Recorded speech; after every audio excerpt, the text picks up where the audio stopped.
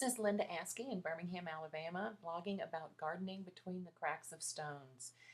Planted paving is very green. It is a permeable surface that water can perk beneath the stones and into the soil around. This is my little front garden where I've gotten an oval of turf, of zoysia grass. On the right you see the mondo grass that I planted a few years ago and got established. I still haven't finished the project on the left.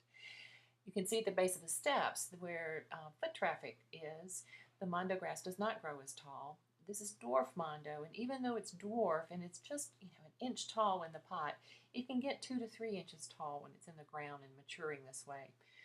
On the other hand, the regular mondo grass will get up to 6 inches tall, which would definitely be too tall for this application.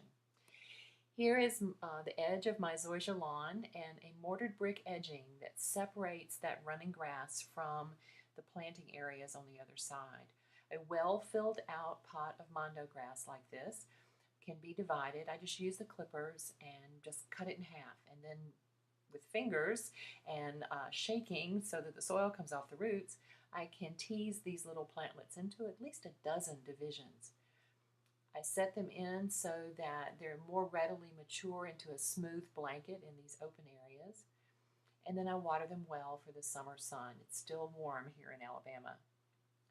Elsewhere in the garden, in a shaded corner, I've used the golden dwarf sweet flag, which is a chorus gramineus, minimus aureus. It's a mouthful, but it is a lime green that gives a pool of light to that dark corner of my planted terrace. Back in the full sun, I've got a golden oregano. You see where it gets full sun, it sort of bleaches to a bright yellow, but wherever it's in the shade, even if it's from the upper leaves, it stays a lime green. Here is the dwarf mondo grass with the gold moss stonecrop, which is sedum acre. Most of us know it by sedum acre. Blue phlox that has seeded in from the surrounding beds, and a few volunteers. Creeping thyme is another good choice. I love this one called elfin thyme. It is the smallest thyme, the tightest mat, and it will just hug the ground and blanket the stones. It needs to be in full sun and in well-drained soil. So if you have a stone path or a stone terrace and you would like to garden in the path as well as in the beds around it, try some of these ground covers and low-growing perennials. Happy gardening.